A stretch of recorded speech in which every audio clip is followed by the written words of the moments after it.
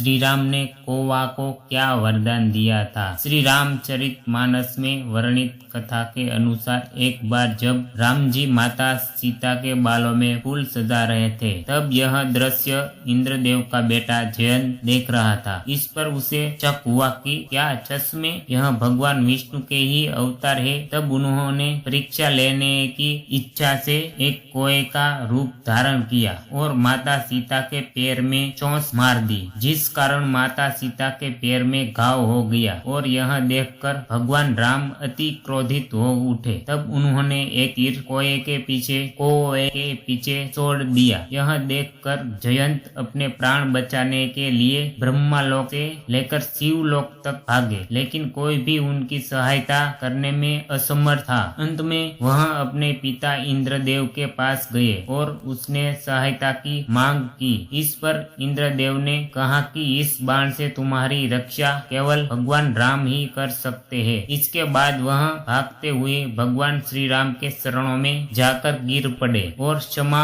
मांगने लगे। तब प्रभु बोले कि इस बाण को वापस तो नहीं ले सकते हैं, लेकिन उसके कम आघात पहुंचा सकते हैं। उस बाण ने कोए यानी जयंत की एक आंख फोड़ दी। उसी दिन से यह माना जाता है कि कौआ केवल एक ही आंख से देख सकता है। इस घटना के बाद भगवान श्री राम ने कोए को एक यह वरदान दिया कि तुम्हें भोजन कराने से पितृ प्रसन्न होंगे। माना जाता है कि इसी के बाद से पितृपक्ष में पितरों के साथ साथ कोए के लिए भी भोजन निकाले जाने की परंपरा शुरू हुई।